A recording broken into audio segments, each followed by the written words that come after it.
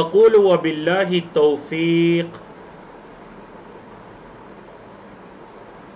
الحمد للہ الالہ الاحد المعبود بالحق الصمد الذي شهد لنفسه بالتوحيد وجعله حقه على العبيد وأشهد أن لا إله إلا الله وحده لا شريك له في ملكه وأمره ولا ند له في عبادته وذكره الذي لا سمي له في أسمائه ولا مثل له في صفاته وأشهد أن محمدا عبده ورسوله الذي أرسله الله بالهدى ودين الحق ليظهره على الدين كله۔ اللہ رب العزت کی توفیق سے ہم اپنی کتاب التوحید کے آج 10ویں سیشن میں 10ویں نشست پر یہاں پر جمع ہیں، اور آج کا ہمارا موضوع ہوگا باب الشفاعہ۔ یہ 17واں باب ہے، 17واں چیپٹر ہے، جس کا عنوان ہے باب الشفاعہ۔ اس چیپٹر میں مصنف رحمہ اللہ نے 5 آیات اور 2 احادیث کو ذکر کیا ہے، اور ان 5 آیات اور 2 احادیث مطلب 7 دلائل سے 8 مسائل کو اخذ کیا ہے۔ اور مصنف رحمہ اللہ کا طریقہ کار آپ کے علم میں ہے کہ وہ آیات اور احادیث کو ذکر کرنے کے بعد ایک عنوان لے کر آتے ہیں وفیہ مسائل، اور پھر وہ بتاتے ہیں کہ ان آیات اور ان احادیث سے کون کون سے مسائل ثابت ہو رہے ہیں۔ تو بحیثیت طالب علم میرا اور آپ کا یہ فرض بنتا ہے کہ ہم دیکھیں علماء کرام کا قرآن و سنت کے دلائل سے مسائل اور فوائد کو اخذ کرنے کا کیا طریقہ کار ہے، تاکہ میرے اور آپ کے اندر یہ صلاحیت پیدا ہو سکے کہ جب ہمارے سامنے کوئی آیت کریمہ آئے، نبی کریم صلی اللہ علیہ وسلم کا کوئی فرمان آئے، تو ہمیں پتہ چل سکے کہ اس سے کون کون سے مسائل اور فوائد ثابت ہو رہے ہیں۔ باب الشفاعہ۔ اب دیکھیں سب سے پہلے تو یہاں پر اس باب کو لانے کا مقصد کیا ہے۔ مصنف رحمہ اللہ نے اس سے پہلے غیر اللہ کے لیے عبادت کی نفی فرمائی، اور مصنف رحمہ اللہ نے غیر اللہ سے استغاثہ مدد طلب کرنا یا استعاذہ پناہ طلب کرنا، اس کی بھی نفی فرما دی۔ اللہ کے علاوہ کوئی اس لائق نہیں کہ اس سے مدد طلب کی جائے، اس سے پناہ طلب کی جائے۔ استعاذہ یا استغاثہ کی مختلف اقسام اور یہ ساری تفصیلی بات ہوئی۔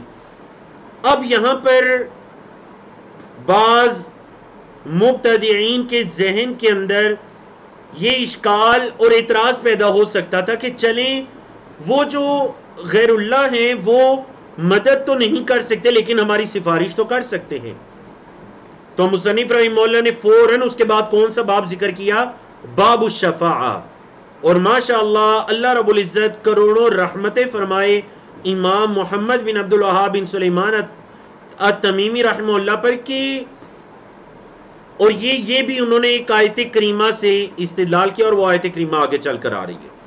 وہ آیت کریمہ آگے چل کر آ رہی ہے قُلِ ادْعُوا الَّذِينَ زَعَمْتُم مِّن دُونِ اللَّهِ، کہ جن لوگوں کو تم اللہ کے علاوہ کچھ سمجھتے ہو وہ تو ایک ذرے کے بھی مالک نہیں ہے آسمانوں میں یا زمین میں، اور نہ ہی ان کا کوئی حصہ ہے آسمان و زمین کی پیدائش میں۔ تو پھر اللہ نے کیا فرمایا؟ وَلَا تَنْفَعُ الشَّفَاعَةُ عِندَهُ إِلَّا لِمَنْ أَذِنَ لَهُ۔ تو یہ بھی بیان کرنے کا مقصد کیا تھا؟ مقصد بالکل یہی تھا کہ دیکھیں جیسے یہ اشکال ہے کہ چلیں ٹھیک ہے جی وہ مدد تو نہیں کر سکتے، تو مدد نہیں کر سکتے تو شاید کہ وہ سفارش کر سکتے ہوں۔ تو آیت کریمہ میں ان کی مدد کا، زمین و آسمان میں ان کی ملکیت کا، ان کے حصے کا بھی انکار کر دیا گیا، اور ان کی شفاعت کا بھی انکار کر دیا گیا کہ کوئی اللہ کے حکم کے بغیر کسی کی شفاعت نہیں کر سکے گا۔ اور شفاعت کی 2 قسمیں آگے آ رہی ہیں۔ تو مصنف رحمہ اللہ ہم شروع سے بیان کرتے آ رہے ہیں اور آپ سنتے آ رہے ہیں کہ اپنی اس کتاب التوحید کے اندر بالکل ان کا جو منہج اور طریقہ کار ہے وہ قرآن و سنت والا ہے۔ تو دیکھتے ہیں جو انہوں نے اس باب کے ضمن میں 5 آیات کو ذکر کیا۔ 5 آیات۔ سب سے پہلی آیت ذکر کی وقول اللہ تعالی، اللہ تعالی کا یہ فرمان، کیا فرمان جی؟ وَأَنذِرْ بِهِ الَّذِينَ يَخَافُونَ، وَأَنذِرْ اور آپ ڈرائیے، متنبہ کیجئے، بِہِ یعنی اس قرآن کے ذریعے سے، الذین ان لوگوں کو جو یخافون ڈرتے ہیں، ان یحشروا الی ربہم کہ انہیں ان کے رب کی طرف جمع کیا جائے گا. آپ اس قرآن کے ذریعے انہیں متنبہ کر دیجئے جنہیں قیامت کے قائم ہونے پر یقین ہے اور جنہیں یہ یقین ہے کہ انہیں ان کے رب کی طرف جمع کیا جائے گا. لیس لہم من دونہ ولی ولا شفیع، اللہ کے علاوہ نہ تو ان کا کوئی دوست ہوگا اور نہ ہی مددگار، کوئی سفارش کرنے والا بھی نہیں ہوگا. اللہ کے علاوہ ان کا کوئی سفارشی یا ولی مددگار ان کا نہیں ہوگا. تو مطلب یہاں پر یہاں پر ہم سفارش کی دو قسمیں، شفاعت کی دو قسمیں بیان کر دیتے ہیں. شفاعت کی ایک قسم ہے الشفاعت المنفیہ. الشفاعت المنفیہ مطلب وہ شفاعت جس کی قرآن و حدیث میں نفی آئی ہے تو ہم بھی اس کی نفی کریں گے. اور دوسری شفاعت کی قسم ہے الشفاعت المثبتہ مطلب جس کا اثبات آیا ہے، ایسی شفاعت جس کا قرآن و سنت میں اثبات آیا ہے تو ہم بھی اس کو ثابت کریں گے. شفاعت کی دو قسمیں، المنفیہ جس کی نفی آئی ہے ہم بھی نفی کریں گے، المثبتہ جس کا اثبات آیا ہے تو ہم بھی اس کو ثابت کریں گے. اب دیکھیں اس آیت کریمہ میں اللہ کے علاوہ کوئی ان کا ولی مددگار یا پھر ان کی سفارش کرنے والا نہیں ہوگا، کوئی ان کا ولی یا شفیع نہیں ہوگا. تو یہاں پر کیا ہے کہ اللہ کے علاوہ جو دوسروں سے امید رکھتے ہیں کہ شاید کوئی اللہ کے علاوہ بھی ہماری مدد کر سکتا ہے یا ہمارے لیے سفارش کر سکتا ہے، تو اس کی نفی آگئی کہ اللہ کے علاوہ کوئی نہیں. اور شفاعت کے باب میں جو دو چیزیں یاد رکھنے کی ہیں انتہائی اہم ترین، وہ اگلی آیات کے اندر ان کی طرف اشارہ آ بھی رہا ہے. نمبر ایک، جس کو سفارش کا اختیار دیا جائے گا یہ بھی اللہ کے حکم سے ہوگا. مطلب یہ نہیں کہ جس کا دل چاہے گا جس کی اٹھ کر سفارش کرتا پھرے گا. سفارش یاد رکھیے گا، شفاعت اللہ کے حکم کے بغیر کوئی شفاعت نہیں کر سکے. اور آپ جو آیت الکرسی ہے آپ اس میں کیا پڑھتے ہیں؟ من ذا الذی یشفع عندہ الا باذنہ، کون ہے جو اس کی اجازت اس کے حکم کے بغیر کسی کی سفارش کر سکے. اور دوسری جو چیز قابل ذکر ہے وہ کیا کہ سفارش جس انسان کی جائے گی، مطلب جسے عربی میں کہتے ہیں المشفوع لہ، جس شخص کی سفارش کی جائے گی وہ بھی اللہ کے حکم یا اس کی اجازت کے بغیر نہیں ہو. مطلب یہ نہیں کہ سفارش کرنے والا اپنی مرضی کے مطابق کسی مشرک یا جس کی وہ چاہے سفارش کرتا پھرے گا. نمبر ایک، جس کو دی جائے گی وہ بھی اللہ کے حکم سے سفارش کا اختیار دیا جائے گا، اور نمبر دو، جس کے لیے دیا جائے گا وہ بھی اللہ کے حکم سے ہوگا.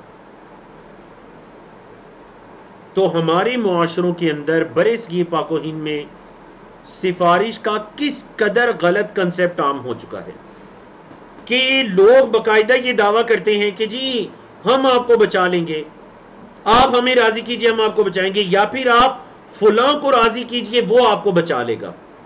چاہے وہ پیر امام عبد القادر جیلانی رحمہ اللہ جو کہ اللہ کے نیک بندے گزرے ہیں، ان کے بارے میں یہ دعویٰ کرنا کہ جی وہ آ کر ہمیں بچا لیں گے قیامت کے دن، حتیٰ کہ نبی کریم صلی اللہ علیہ وسلم کے بارے میں یہ دعویٰ کرنا کہ وہ ہمیں قیامت کے دن آ کر بچا لیں گے. آگے چل کر آیات آ رہی ہیں اس بارے میں اور احادیث کا بھی تذکرہ آ رہا ہے. نبی کریم صلی اللہ علیہ وسلم کو اپنی امت کے اہل جنت کے لیے بھی سفارش کا اختیار دیا جائے گا، اور اس سے پہلے تمام مخلوقات کے لیے بھی سفارش کا اختیار دیا جائے گا جو کہ مقام محمود بھی ہے، الشفاعت العظمی ہے. محمد صلی اللہ علیہ وسلم کو اپنی امت کے گناہگار جو آگ میں جا چکے ہوں گے ان کے لیے بھی سفارش کا اختیار دیا جائے گا. لیکن میں اور آپ یہ بات دعوے کے ساتھ نہیں کر سکتے کہ لازماً ہمیں محمد صلی اللہ علیہ وسلم بچائیں گے. یا فلاں شخصیت آئے گی اور وہ ہمیں آ کر بچائے گی. ہاں ہم اللہ سے یہ دعا کر سکتے ہیں، ہم اللہ سے یہ دعا کر سکتے ہیں، لیکن کوئی انسان بھی اس بارے میں دعوے سے نہیں کہہ سکتا، کیونکہ اس دن کا مالک صرف ایک ہے، مالک یوم الدین، وہ اللہ رب العزت ہے. انسانوں میں سے جو کسی کی سفارش کرے گا وہ بھی اللہ کے حکم سے، اور جس کے لیے کرے گا وہ بھی اللہ کے حکم سے. اللہ اکبر. کیوں؟ کیونکہ اللہ نے فرما دیا، اور آج کی ہماری دوسری آیت، قُل لِلَّهِ الشَّفَاعَةُ جَمِيعًا، کہہ دیجئے ساری کی ساری سفارش کے لیے، شفاعت کس کے لیے ہے؟ صرف اور صرف اللہ احکم الحاکمین کے لیے. تیسری آیت کریمہ، من ذا الذی یشفع عنده، آیت الکرسی کے اندر جو آپ ہر نماز کے بعد پڑھتے بھی ہیں، کون ہے جو سفارش کر سکے عندہ، اس کے پاس، یعنی اللہ کے پاس، الا، مگر، بِإِذْنِهِ، اس اللہ کے حکم سے. اس اللہ کے حکم کے بغیر کون ہے جو کسی کی سفارش کر سکے؟ تو پتہ چلا کہ اگر کسی کو کسی کی سفارش کرنے کی اجازت دی بھی جائے گی تو وہ اللہ کے حکم سے ہے.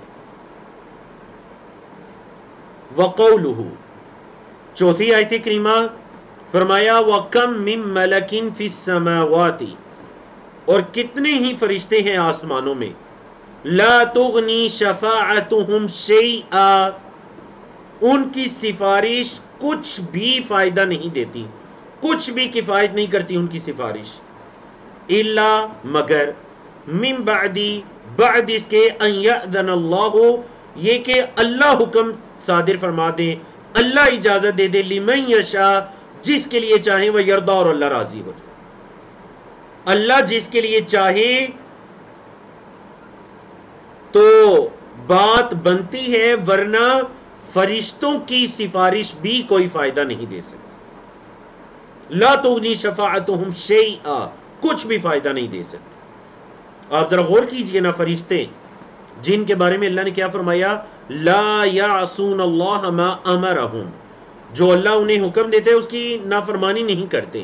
وَيَفْعَلُونَ مَا يُؤْمَرُونَ، بس وہی کرتے ہیں جن کا انہیں حکم دیا جاتا ہے. بالکل اللہ کی انسانوں سے تو پھر بھی کوئی نہ کوئی نافرمانی، کوئی گناہ کا کام سرزد ہو جاتے ہیں انبیاء رسول کے علاوہ، لیکن فرشتے وہ اللہ کی مخلوق ہیں جن سے گناہ کا کام سرزد نہیں ہوتا، صرف اللہ کی اطاعت کرتے ہیں. یفعلون ما یؤمرون. اور اللہ نے اس کے باوجود ان کے بارے میں کیا فرمایا، وَكَمْ مِن، کتنے ہی ایسے ہیں، من ملکن، فرشتے ہیں آسمانوں کے اندر، کہ ان کی شفاعت اللہ کے حکم کے بغیر کوئی فائدہ نہیں دے سکتی. تو کوئی انسان کیسے یہ دعویٰ کر سکتا ہے کہ جی میں آپ کی سفارش کروں گا، یا فلاں فلاں فلاں آپ کی سفارش کر کے آپ کو بخشوا لیں گے، آپ بس ان کو راضی رکھیے. اور دیکھیے باقاعدہ ہمارے معاشروں کے اندر یہ کام ہوتا ہے.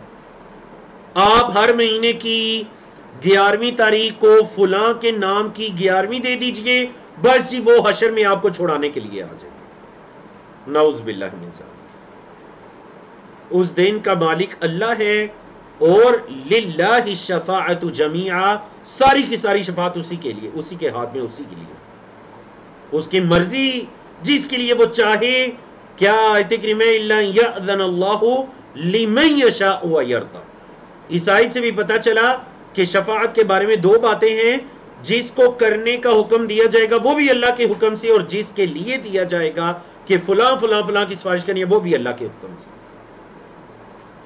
چوتھی آیت کریمہ، اور سوری 5ویں، آج کے ہمارے اس الباب السابع عشر 17ویں باب کی جو 5ویں آیت کریمہ ہے، وَقَوْلُهُ، اللہ تعالیٰ کا یہ فرمان، قُلِ ادْعُوا الَّذِينَ، کہہ دیجئے تم پکارو ان لوگوں کو، زعمتم، جنہیں تم کچھ سمجھتے ہو، من دون اللہ، اللہ کے علاوہ، لا یملکون، نہیں وہ طاقت رکھتے، ملکیت رکھتے، مثقال ذرۃ، ایک ذرے کے برابر، فی السماواتی، آسمانوں میں، ولا فی الارض، اور نہ ہی زمین میں.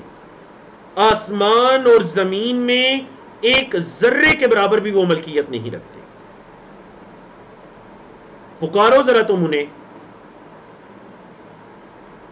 نہ صرف ملکیت کی نفی، بلکہ وَمَا لَهُمْ فِيهِمَا مِنْ شِرْک، ان کا اس زمین کے اندر کوئی کسی قسم کی شراکت داری بھی نہیں ہے، کوئی حصہ بھی نہیں ہے۔ وَمَا لَهُ مِنْهُمْ مِنْ ظَهِيرٍ، اور اللہ کے علاوہ کوئی ان کا مددگار، ان کی پشت پناہی کرنے والا بھی نہیں ہوگا۔ وَلَا تَنْفَعُ الشَّفَاعَةُ عِنْدَهُ، اور اللہ کے پاس شفاعت فائدہ نہیں دیتی الا مگر لمن اذن لہ، ہاں جس کے لیے اللہ اجازت دے اس کو کوئی سفارش فائدہ دے سکتی ہے، ورنہ اس اللہ کے پاس کس کی شفاعت، کس کی سفارش بھی فائدہ نہیں دے سکتی۔ اللہ اکبر، کس قدر شفاعت کے بارے میں مضبوط آیات کریمہ ہیں۔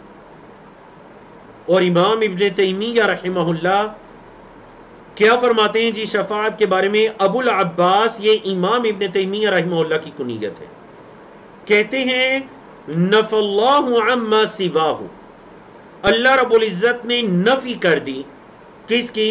عما سواہ، جو اس اللہ کے علاوہ ہے، اللہ نے اپنے علاوہ سب کی نفی کر دی۔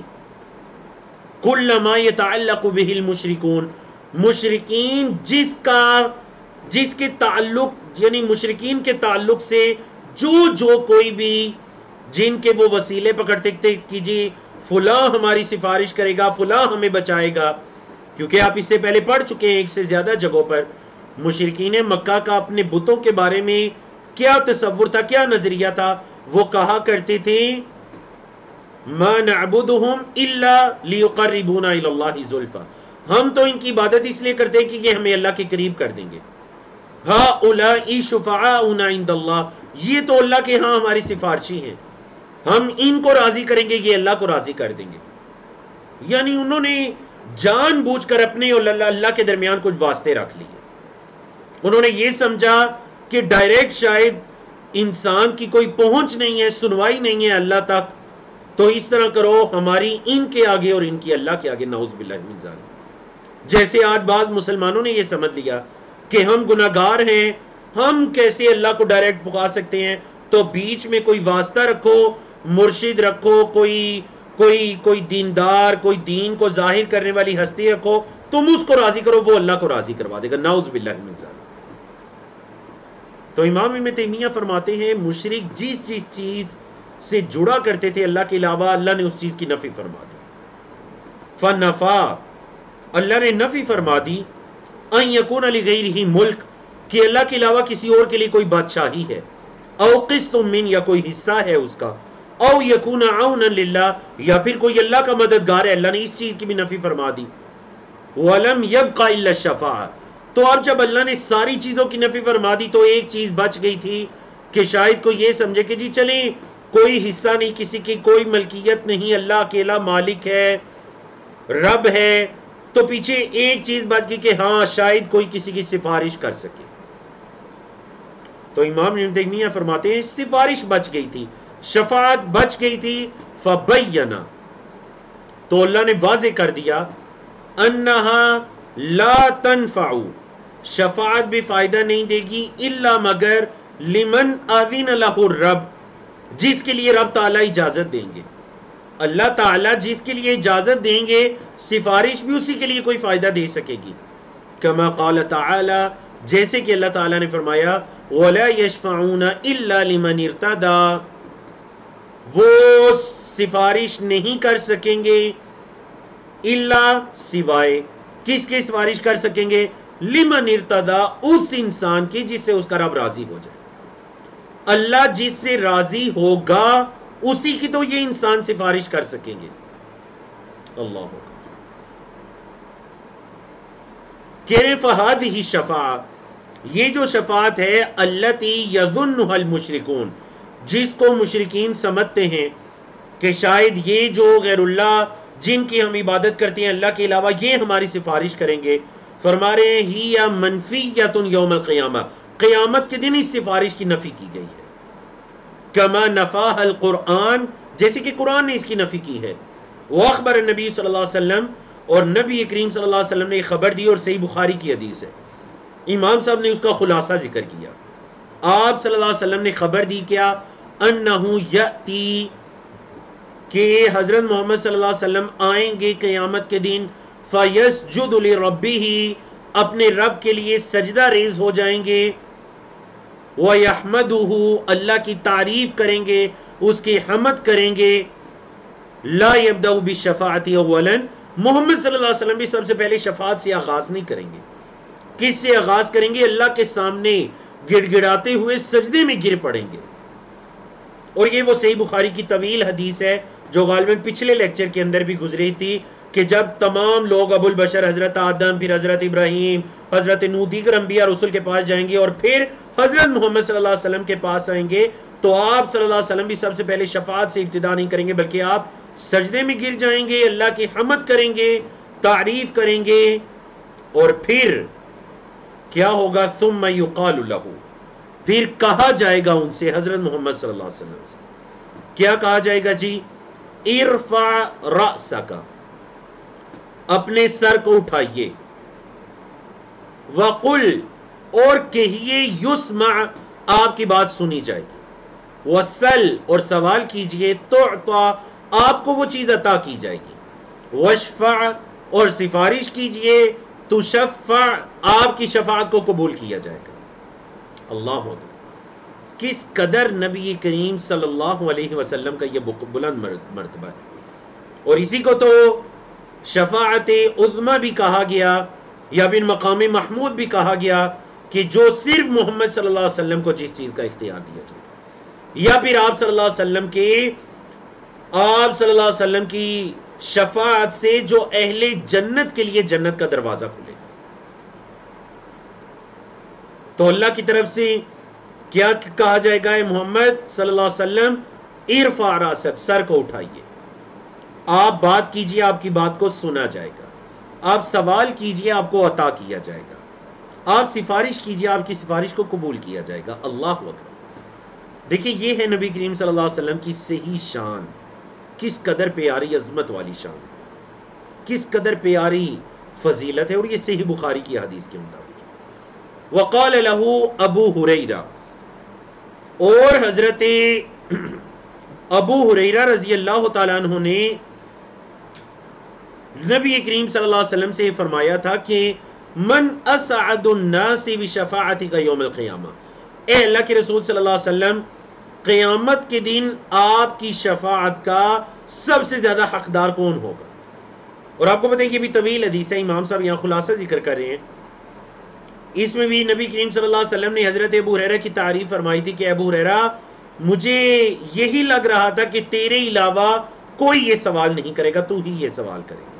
اور واقعتاً حضرت ابو ہریرہ رضی اللہ تعالیٰ عنہ نے نہیں، آپ صلی اللہ علیہ وسلم سے یہ سوال کیا، اے اللہ کے رسول، قیامت کے دن آپ کی شفاعت کا سب سے زیادہ حقدار کون ہوگا؟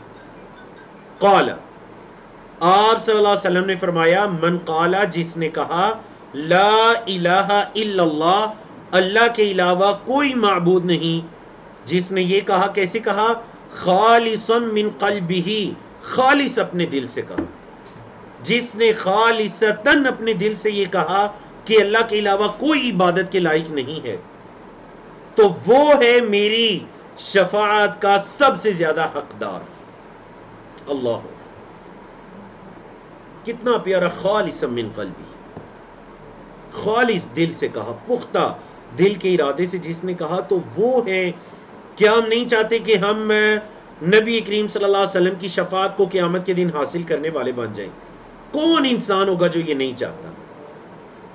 تو آپ صلی اللہ علیہ وسلم نے یہ طریقہ بھی بتا دیا کہ شفاعت کو اگر حاصل کرنا چاہتے ہو تو اس کا کیا طریقہ کار ہے جی؟ شفاعت کو، یا نبی کریم صلی اللہ علیہ وسلم کی شفاعت کا سب سے زیادہ حق رکھنے کا کیا طریقہ کار ہے؟ کہ جس انسان نے کہا لا الہ الا اللہ خالص اپنے دل سے. اور اس کی تشریح یا تفسیر آگے آ رہی ہے. فرما رہے ہیں فَتِلْكَ الشَّفَاعَةُ لِأَهْلِ الْإِخْلَاصِ بِإِذْنِ اللَّهِ، یہ جو شفاعت ہے یہ اہل اخلاص کے لیے ہے. نبی کریم صلی اللہ علیہ وسلم کی یہ جو شفاعت ہے، بولے یہ کس کے لیے؟ یہ اہل اخلاص کے لیے ہے. کیا مطلب اہل اخلاص؟ مطلب اہل اخلاص سے مراد اہل توحید ہیں، مطلب جو ایک اللہ کی عبادت کرنے والے ہیں. سورۃ الاخلاص کو سورۃ الاخلاص اسی لیے کہتے ہیں کہ اس کے جو مضامین ہیں، اس کے جو موضوعات ہیں، وہ خالصتاً توحید پر مبنی ہے. اور اگر کوئی انسان اس سورت کو سمجھ کر پڑھ کر اس پر عمل کرتا ہے تو اس کا عقیدہ بھی بالکل خالص ہو جاتا ہے. کہہ رہے ہیں وَلَا تَكُونُوا، اور یہ سفارش نہیں ہوگی لمن، اس شخص کے لیے اشرک باللہ جس نے اللہ کے ساتھ کسی کو شریک ٹھہرایا. اب ایک انسان اگر اللہ کے ساتھ کسی کو شریک ٹھہرایا تو یہ سفارش اس کے لیے نہیں ہوگی. کوئی یہ نہ سمجھے کہ وہ شرک میں بھی مبتلا رہے، شرکی اعمال بھی کرتا رہے، اور پھر وہ قیامت کے دن نبی کریم صلی اللہ علیہ وسلم کی شفاعت کی امید بھی لگائے ہوئے ہو. آذین لہ ان یشفع، اللہ رب العزت نے نبی کریم صلی اللہ علیہ وسلم کو یہ اجازت دی کہ وہ سفارش کر سکتے ہیں. کیوں؟ لیکرمہ، تاکہ اللہ اپنے نبی کو اکرام اور عزت عطا کرے. وَيَنَالَ الْمَقَامَ الْمَحْمُودِ، اور نبی کریم صلی اللہ علیہ وسلم مقام محمود کو پہنچ جائے. فَشَفَاعَةُ الَّتِي نَفَاهَا الْقُرْآنِ، تو وہ شفاعت جس کی قرآن نے نفی کی ہے، وہ کون سی شفاعت ہے؟ مَا كَانَ فِيهَا شِرْكٌ، جس کے اندر کوئی شرک ہوتا ہے. مطلب مشرکین مکہ اللہ کے ساتھ دوسروں کو شریک بھی ٹھہراتے ہیں اور پھر یہ امیدیں لگاتے ہیں کہ وہ اللہ کے ہاں ان کی سفارش کریں گے. تو یہ اس شفاعت کی قرآن نے نفی کر دی ہے کہ ایسی کوئی شفاعت قیامت کے دن نہیں ہوگی. وَلِهَذَا أَثْبَتَ شفاعت بِإِذْنِهِ فِي مَوَاضِعٍ، اسی وجہ سے تو دیکھیں اللہ کی اجازت کے ساتھ کتنی جگہوں پر شفاعت کا اثبات ہے. مطلب دیکھیں جب لوگوں کو ایسی باتیں بتائی جاتی ہیں تو وہ بس صرف یہ کہہ دیتے ہیں کہ جی اصل میں تو یہ جو لوگ ہیں نا قرآن و سنت کی طرف بلانے والے یا یہ عقیدہ توحید پڑھانے والے، اصل میں یہ لوگ شفاعت کے منکر ہیں جی، شفاعت کا انکار کرنے والے ہیں. نعوذ باللہ، کوئی شفاعت کا انکار کیسے کر سکتا ہے؟ آپ کے سامنے 5 آیات کریمہ شفاعت کے بارے میں ذکر کی گئی. کئی آیات کے اندر شفاعت کا تذکرہ ہے، احادیث کے اندر شفاعت کا تذکرہ ہے. کوئی شفاعت کا منکر کیسے ہو سکتا ہے؟ ہاں، ہم اگر انکار کرنے والے ہیں تو کس چیز کا انکار کرنے والے ہیں؟ اس شفاعت کا انکار کرنے والے ہیں جس کا قرآن نے انکار کیا ہے. اور قرآن نے مشرکین مکہ جو اپنے بتوں سے سفارش کی امیدیں لگائے بیٹھے تھے کہ یہ اللہ کے ہاں ہمارے سفارشی ہیں، ہؤلاء شفاعؤنا عند اللہ، ہم تو اس سفارش کا انکار کرنے والے ہیں جس کی قرآن نے نفی کی ہے. ظاہر بات ہے اس سفارش کی نفی کی جائے گی. ایسی کوئی سفارش نہیں ہے جیسے کہ یہ لوگ سمجھ بیٹھے ہیں. اور جس سفارش کا قرآن نے اس بات کیا ہے اس کو اللہ کی اجازت کے ساتھ مقید کر کے قید لگا کے کہ ہاں اللہ کے حکم اس کی اجازت کے بعد سفارش ہوگی تو اس کا اس بات کیا جائے گا، یقیناً ہوگی. نبی کریم صلی اللہ علیہ وسلم کو صحیح بخاری کی آپ نے حدیث پڑھی، وشفع تشفع، سفارش کیجیے آپ کی سفارش کو قبول کیا جائے گا. وقد بین النبی صلی اللہ علیہ وسلم، اور نبی کریم صلی اللہ علیہ وسلم نے یہ چیز بیان کر دی کیا، انہا لا تکون، کہ یہ شفاعت نہیں ہوگی الا لأہل التوحید والاخلاص، سوائے اہل توحید اور اخلاص کے لیے. نبی کریم صلی اللہ علیہ وسلم نے یہ بھی بتا دیا کہ یہ شفاعت صرف اہل توحید اور اہل اخلاص کے ساتھ خاص ہے. انتہا کلامہ، امام ابن تیمیہ رحمہ اللہ کا کلام ختم ہوا، مکمل ہوا. تو یہ مصنفین کا طریقہ کار ہے کہ جب وہ کسی دوسرے مصنف کے کلام کو ذکر کرتے ہیں تو اس کے آخر میں لکھتے ہیں انتہا کلامہ، تاکہ پتہ چل جائے کہ یہاں پر ان کی بات مکمل ہوگی. اب آپ نے 5 آیات کو بھی پڑھ لیا، 2 حدیث کو بھی پڑھ لیا، اور آیات اور حدیث کے بارے میں شفاعت کا جو تصور ہے، کنسیپٹ ہے دین اسلام کے اندر، یا پھر اس کی 2 قسمیں ہیں، المنفیہ المثبتہ، ان کو بھی پڑھ لیا. اب ذرا آئیے مسائل کی طرف، الاولی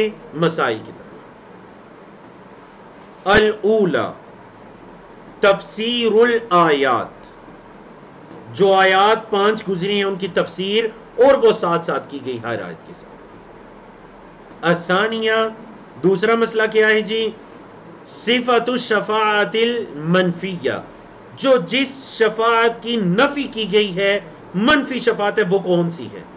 تو بتا دیا جس کی قرآن نے نفی کی ہے اسی شفاعت کی نفی کی جائے گی، کہ یہ جو مشرکین دوسروں سے امید لگائے بیٹھے ہیں کہ یہ ہمیں لازماً بچا لیں گے، ایسی کوئی سفارش اللہ کے ہاں نہیں۔ اور تیسری صفات الشفاعت المثبتہ، جس شفاعت کا اثبات کیا جائے گا اس کا طریقہ کار بھی بتا دیا گیا۔ الرابعہ، چوتھا مسئلہ، ذکر الشفاعت الکبریٰ، شفاعت کبریٰ کا ذکر، وہی المقام المحمود، اور شفاعت کبریٰ یا شفاعت عظمیٰ، اس سے کیا مراد ہے؟ اس سے مراد مقام محمود، جو کہ صرف نبی کریم صلی اللہ علیہ وسلم کو ہی دیا جائے گا۔ اور وہ جب تمام انبیاء رسول کے پاس لوگ جائیں گے، جو حضرت آدم، حضرت ابراہیم، دیگر انبیاء رسول، حضرت موسیٰ، عیسیٰ، وہ سب انکار کر دیں گے، پھر محمد صلی اللہ علیہ وسلم کے پاس آئیں گے اور آپ اللہ کی تعریف کریں گے، سجدے میں گر جائیں گے، پھر اللہ رب العزت کی طرف سے حکم ہوگا کہ آپ سفارش کیجئے، آپ کی سفارش کو قبول کیا جائے۔ یہ شفاعت العظمیٰ ہے، کبریٰ ہے، مقام محمود ہے۔ نبی کریم صلی اللہ علیہ وسلم کی قیامت کے دن 3 طرح کی سفارش ہوگی۔ نمبر 1، آپ کی شفاعت سے ہی لوگوں کے درمیان فیصلہ کیا جائے گا، اور آپ کی شفاعت سے ہی جنت کا دروازہ کھلے گا اہل جنت کے لیے، یا پھر اہل جنت کے مراتب کو بلند کیا جائے گا۔ اور تیسری، آپ کی شفاعت سے ہی جو اہل جہنم ہیں اور وہ توحید پر تھے لیکن اس کے علاوہ ان کے دیگر گناہ ہیں، آپ صلی اللہ علیہ وسلم کی شفاعت سے ان میں سے، یعنی وہ جن کے لیے شفاعت کی جا رہی ہے ان میں سے جس سے اللہ راضی ہوگا، جس کے لیے اللہ کی اجازت ہوگی، اس کے حق میں اس شفاعت کو قبول کیا جائے گا۔ السادسہ یا الخامسہ، 5واں مسئلہ، صفت ما یفعلہ صلی اللہ علیہ وسلم، محمد صلی اللہ علیہ وسلم قیامت کے دن جو کریں گے اس کا بیان، اس کا طریقہ، کہ انہ لا یبدأ بالشفاعہ، محمد صلی اللہ علیہ وسلم شفاعت سے ابتدا نہیں کریں گے، بل یسجدون، بلکہ آپ تو سجدے میں گر جائیں گے۔ فَإِذَا أُذِنَ لَهُ، جب ان کو اجازت دی جائے گی تو پھر آپ صلی اللہ علیہ وسلم آپ صلی اللہ علیہ وسلم سفارش کریں گے۔ السادسہ، 6واں مسئلہ، من اسعد الناس بہا، محمد صلی اللہ علیہ وسلم کی سفارش کا سب سے زیادہ حقدار کون ہوگا؟ ہاں جی، تو کون ہوگا محمد صلی اللہ علیہ وسلم کی سفارش کا سب سے زیادہ حقدار؟ جس نے خالص اپنے دل سے کہا لا الہ الا اللہ، خالصتاً جس نے اپنے دل سے کہا لا الہ الا اللہ خالصا من قلبی، اور جو لا الہ الا اللہ کی شروط ہے 7، وہ ہمارے عقیدہ کورسز میں 1 سے زائد مرتبہ بیان ہو چکی ہے۔ لا الہ الا اللہ کو جانتا بھی ہو، یقین بھی ہو، اس کے مطابق عمل بھی ہو، محبت بھی ہو، یہ ساری 7 جو شروط ہے لا الہ الا اللہ۔ السابعہ، 7واں مسئلہ، انہا لا تکون، یہ سفارش نہیں ہوگی لمن اشرک باللہ، جس نے اللہ کے ساتھ کسی کو شریک ٹھہرایا۔ اگر کسی نے اللہ کے ساتھ کسی کو شریک ٹھہرایا تو اس کے لیے یہ شفاعت، یہ سفارش نہیں ہوگی۔ الثامنہ، 8واں مسئلہ، بیان حقیقتہا، یہ جو شفاعت ہے اس کی حقیقت کا بیان، کہ اصل میں شفاعت کی حقیقت کیا ہے، اس شفاعت کی حقیقت کا بیان، کہ جو ہوگی بھی وہ بھی کیسے ہوگی، کرنے والے کو بھی اللہ کی طرف سے اجازت ہوگی، حکم ہوگا تو پھر وہ کر سکے گا، اور جس کے لیے کرے گا اس کے لیے بھی اللہ کے حکم، اس کی اجازت کے بعد۔ تو الحمدللہ جی، اللہ رب العزت کی توفیق سے ہم نے الباب السابع عشر، 17واں باب مکمل کیا۔ تو چلیے اب چند لمحات کے بعد اپنا 18واں باب الباب الثامن عشر کو شروع کرتے ہیں۔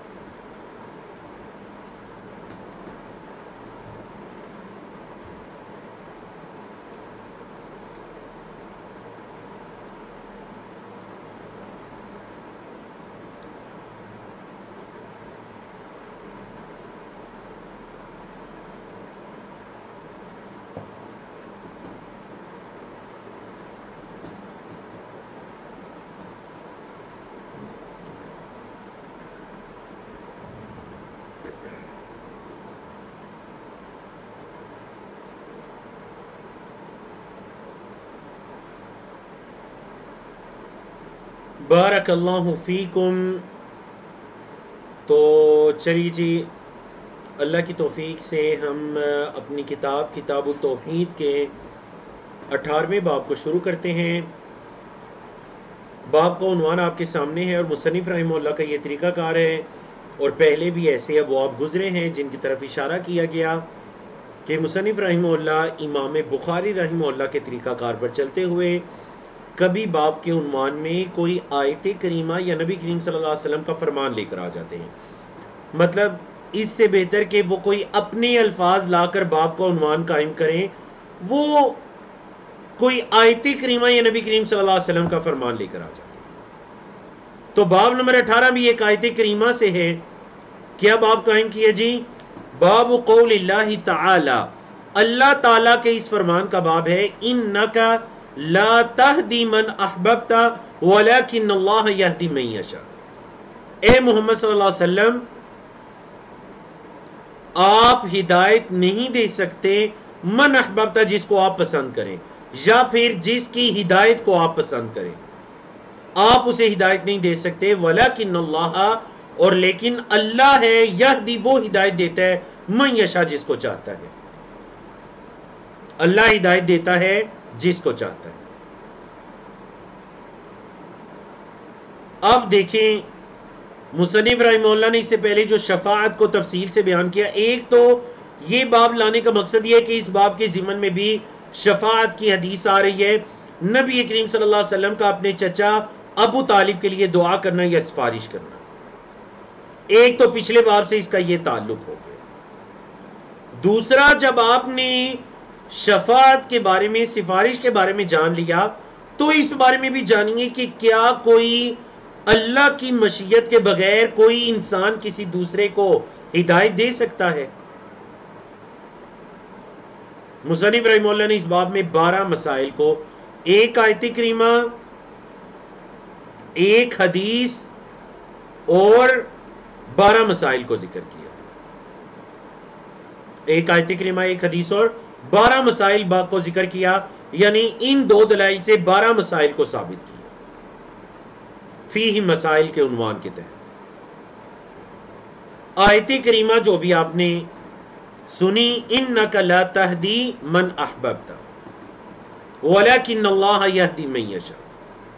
لیکن قرآن میں دوسری جگہ اللہ رب العزت نبی کریم صلی اللہ علیہ وسلم کے بارے میں بھی فرماتے کہ وَإِنَّكَ لَتَهْدِي، آپ صلی اللہ علیہ وسلم ہدایت دیتے بھی ہیں. مطلب ایک آیت کریمہ میں آپ ہدایت دیتے ہیں، اور یہاں پر انک لا تہدی، آپ ہدایت نہیں دیتے. تو دونوں آیات کو سمجھنے کے لیے آپ کو کیا سمجھنا پڑے گا؟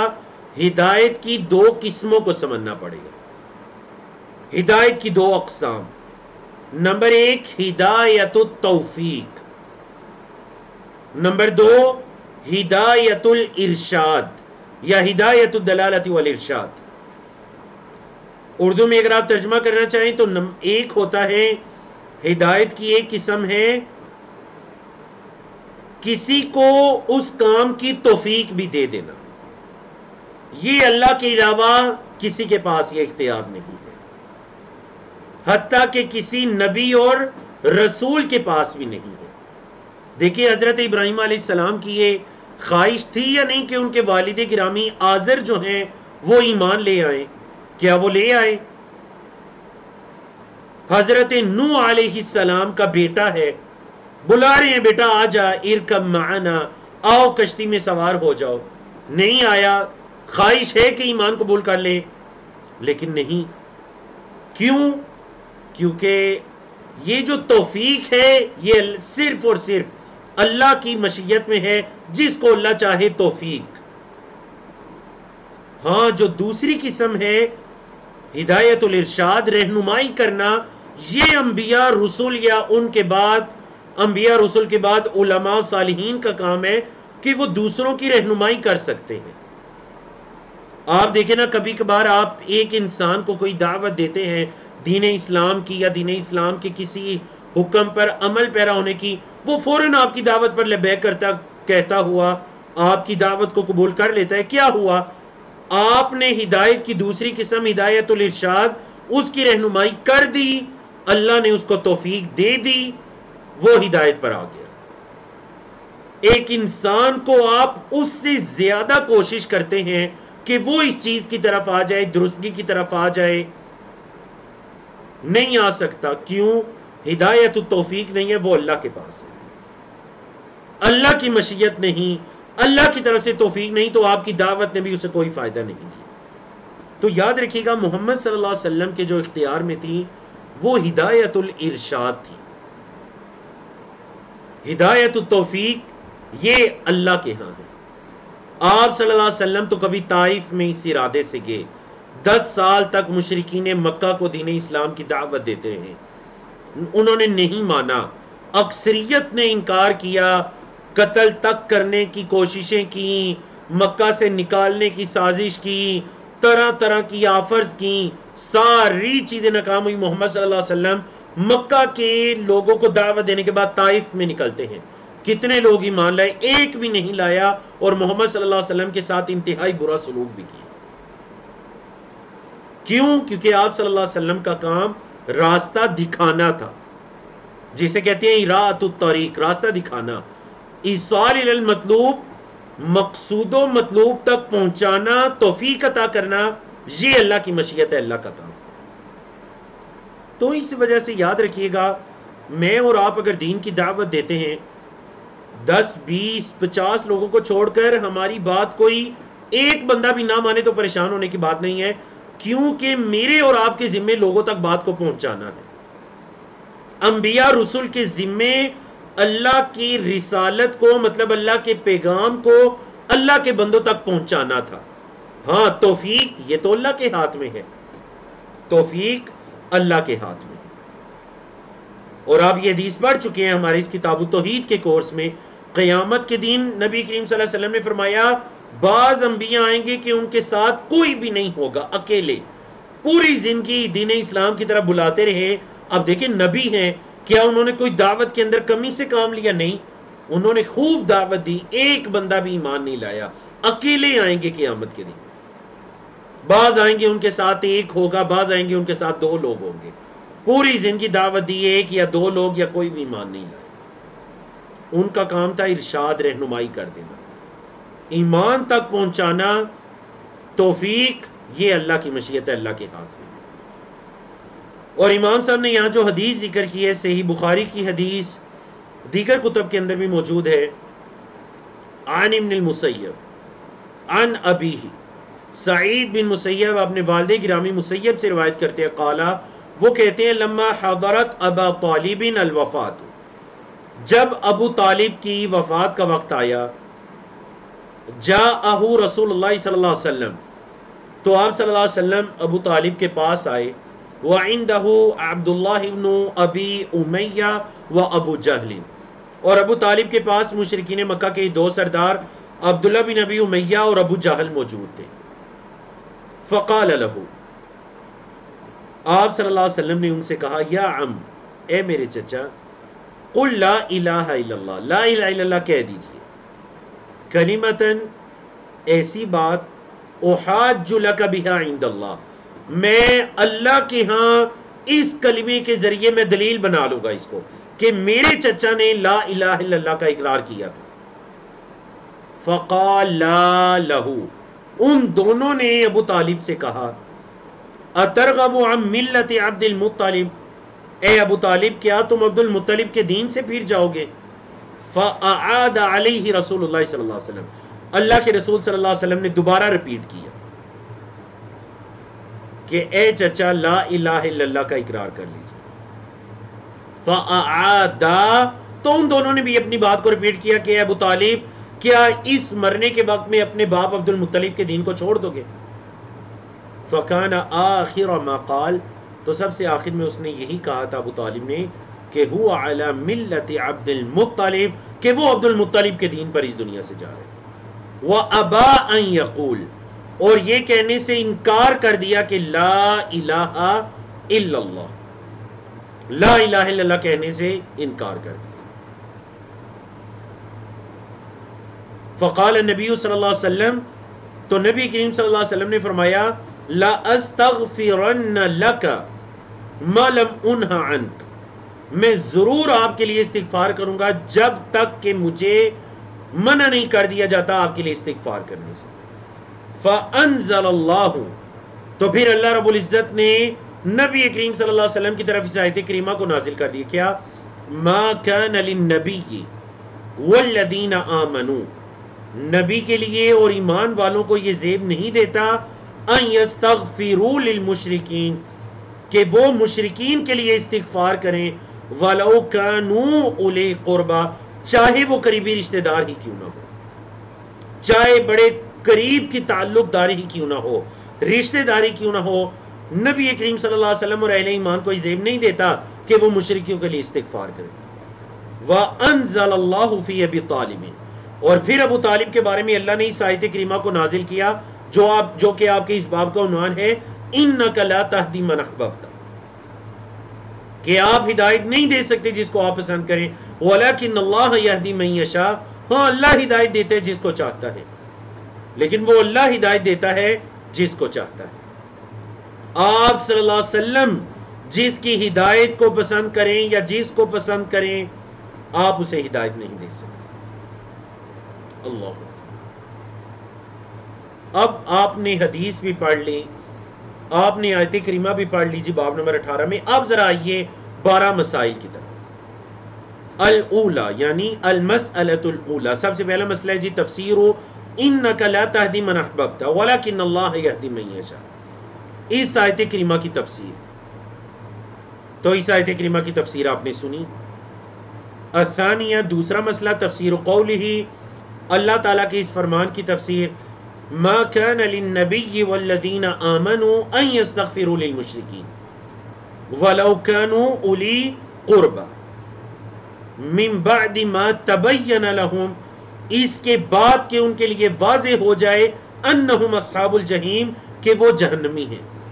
جب پتہ چل جائے کہ وہ جہنمی ہیں, وہ ان کا خاتمہ شرک پر ہوا, ان کے مقدر میں صرف جہنم ہے, تو پھر نبی اہل ایمان کو زیب نہیں دیتا کہ وہ ان کے لیے استغفار کرتے رہے. الثالثہ تیسرا مسئلہ وہی المسألۃ الکبریٰ اور یہی سب سے بڑا مسئلہ ہے جی تفسیر قولہ آپ صلی اللہ علیہ وسلم کا یہ جو فرمان ہے نا قل لا الہ الا اللہ, اس کی تفسیر لا الہ الا اللہ کہہ دو بخلاف ما علیہ من یدعی العلم خلاف اس کے جو علم کا دعویٰ کرتے ہیں. یہاں پر اصل میں مصنف رحمہ اللہ جو چیز بتانا چاہتے ہیں وہ یہ چیز ہے کہ مصنف رحمہ اللہ جو بعض لوگوں نے یہ سمجھا کہ اگر کوئی لا الہ الا اللہ زبان سے پڑھ لے گا, دل سے اسے یقین نہ بھی ہو, اس کا عمل نہ بھی ہو, تو بس زبان سے پڑھ لیا یہ کافی ہے, عمل جو مرضی کرتا پھرے. بعض لوگوں نے یہ سمجھ لیا, حالانکہ یہ بالکل غلط ہے, یہ درست نہیں ہے. لا الہ الا اللہ صرف زبان سے, کیونکہ دیکھیں ابو طالب بھی اس بات کو جانتے تھے کہ یہاں صرف کوئی زبان سے لا الہ الا اللہ پڑھنے کی بات نہیں ہو رہی. انہیں اچھی طرح سے پتا تھا کہ لا الہ الا اللہ پڑھنے کا کیا مطلب ہے. لا الہ الا اللہ پڑھنے کا مطلب تمام معبودان باطلہ, تمام شرکیہ اعمال جو وہ کرتے رہے اس کی نفی کرنا تھی. یہ ایک سجدہ جسے تو گراں سمجھتا ہے 1000 سجدوں سے دیتا ہے آدمی کو نجات. انہیں بھی پتا تھا کہ توحید کا یا لا الہ الا اللہ کا کیا مطلب ہے. تو صرف زبان سے کہہ دینا یا جان لینا اس کلمے کو یہ کافی نہیں ہے, بلکہ لازماً اس کے تقاضوں میں سے ہے کہ اس کے مطابق عمل بھی ہونا چاہیے. الرابعہ چوتھا مسئلہ ان ابا جہل ومن معه ابو جہل اور جو اس کے ساتھ تھے یعرفون مراد النبی صلی اللہ علیہ وسلم, انہیں نبی کریم صلی اللہ علیہ وسلم کی مراد کے بارے میں اچھی طرح سے پتا تھا, جانتے تھے وہ آپ صلی اللہ علیہ وسلم کی مراد کو. اذا قال للرجل جب انہوں نے اس شخص سے کہا قل لا الہ الا اللہ فقبح اللہ من یا من ابی جہل اعلم منہ باصل الاسلام، تو برا ہو اس انسان کا جو ابو جہل سے بھی زیادہ جاہل ہے کہ اسے اسلام کی اصل بنیاد کے بارے میں نہیں پتا، جو اس سے بھی بڑا جاہل ہے، کیونکہ ابو جہل کو یہ اچھی طرح سے پتا تھا کہ نبی کریم صلی اللہ علیہ وسلم جو ان کو لا الہ الا اللہ کی طرح بلا رہے ہیں تو آپ کی کیا مراد ہے، کوئی صرف زبان سے اقرار کرنا مقصد نہیں ہے۔ تو جس کو یہ بھی نہ پتا ہو، جو اس سے بھی زیادہ جاہل ہو، اللہ اس کا برا کرے۔ الخامسہ، پانچواں مسئلہ، جدہ، آپ صلی اللہ علیہ وسلم کا کوشش کرنا، و مبالغتہ، اور آپ صلی اللہ علیہ وسلم کا مبالغے کی حد تک کوشش کرنا، فی اسلام عمہ، اپنے چچا کے اسلام لانے۔ بار بار دیکھیں آپ صلی اللہ علیہ وسلم چل کر کے بار بار کہہ رہے ہیں یا عم یا عم، اے چچا اے چچا، بس لا الہ الا اللہ کہہ دو، کلمتاً احاج بہا عند اللہ یوم القیامہ۔ کس قدر آپ صلی اللہ علیہ وسلم کو ان کی ہدایت کی حرص تھی، اور کس قدر آپ صلی اللہ علیہ وسلم کوشش کر رہے ہیں۔ السادسہ، چھٹا مسئلہ، الرد، اس انسان کا رد ہے یہ حدیث جو صحیح بخاری کی گزری، علی من زعم، جس نے یہ سمجھا کیا جی، اسلام عبد المطلب و اسلافہ، جو بندہ یہ سمجھتا ہے کہ عبد المطلب یا ان سے پہلے جو گزرے ہوئے لوگ ہیں وہ اسلام پر تھے، یہ حدیث اس کے خلاف حجت ہے، دلیل ہے، اور صحیح بخاری کی یہ حدیث ہے۔ اور الرابعہ، چوتھے مسئلے کے اندر جو سوال آیا اصل الاسلام، تو اس سے مراد توحید ہے، ایک اللہ کی وحدانیت ہے۔ السابعہ، ساتواں مسئلہ، کونہ صلی اللہ علیہ وسلم استغفر لہ، آپ صلی اللہ علیہ وسلم کا ابو طالب کے لیے استغفار کرنا، مطلب مغفرت کو طلب کرنا، اللہ سے معافی کو طلب کرنا، کیونکہ انہوں نے اپنے بھتیجے حضرت محمد صلی اللہ علیہ وسلم اور دین اسلام کی بڑی مدد اور بڑی سپورٹ کی تھی ہر موقع پر۔ آپ صلی اللہ علیہ وسلم اور مشرکین کے درمیان میں ایک دیوار بن کر حائل ہو جاتے تھے، لیکن کیا ہوا، فلم یغفر لہ، ان کو معاف نہیں کیا گیا، بل نہی عن ذالک، بلکہ محمد صلی اللہ علیہ وسلم کو استغفار کرنے سے منع کر دیا گیا۔ الثامنہ، آٹھواں مسئلہ، مضرۃ اصحاب السوء علی الانسان، برے جو ساتھی ہیں اس کا نقصان کتنا ہوتا ہے انسان پر۔ مطلب وہ جو ابو طالب کے قریب آ کر ان کے مشرکین مکہ کے سردار ابو جہل، عبداللہ بن ابی امیہ، دیگر بیٹھ کے تھے، ان کی صحبت کا کتنا برا نقصان ہوا، اور کس قدر نقصان دہ ہے برے لوگوں کی صحبت انسان کے لیے۔ حدیث سے یہ مسئلہ بھی ثابت ہو رہا ہے جی۔ التاسعہ، نوواں مسئلہ، مضرۃ تعظیم الاسلاف والاکابر، اپنے بڑوں کی تعظیم کرنا، کتنی تعظیم کرنا کہ بڑوں کی بات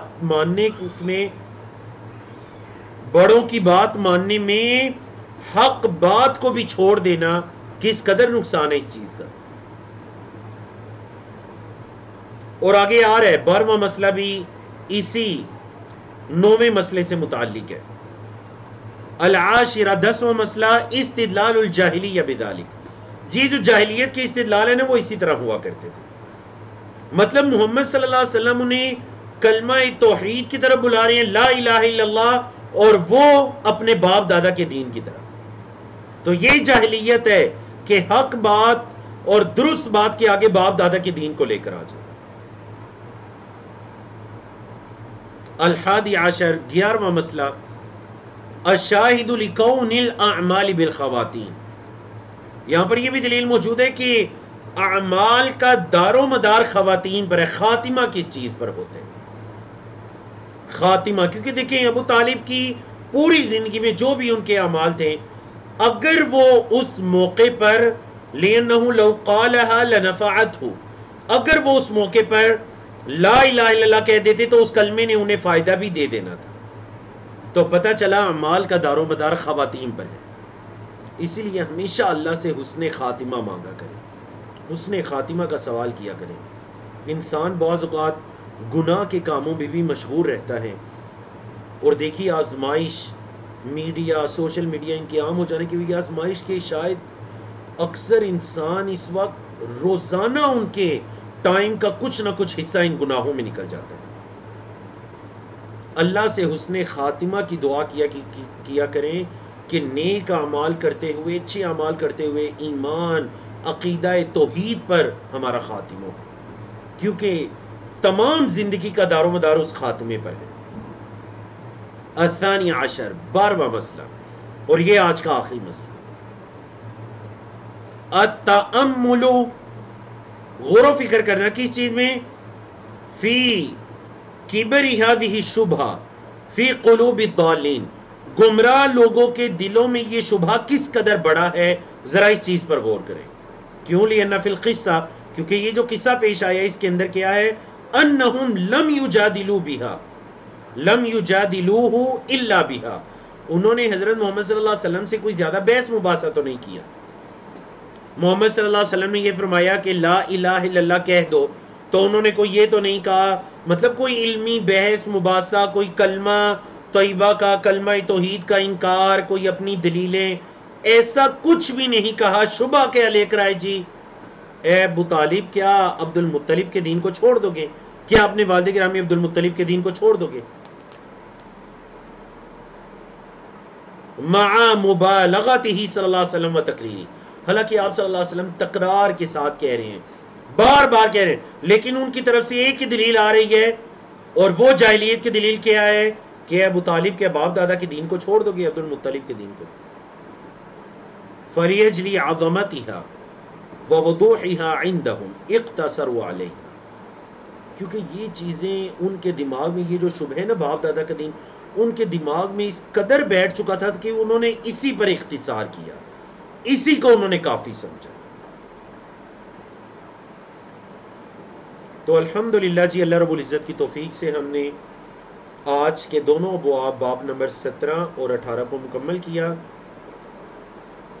اقول قولی ھذا استغفر اللہ لی ولکم ولسائر المسلمین من کل ذنب وصلی اللہ تعالی علی نبینا محمد وعلی آلہ وصحبہ اجمعین.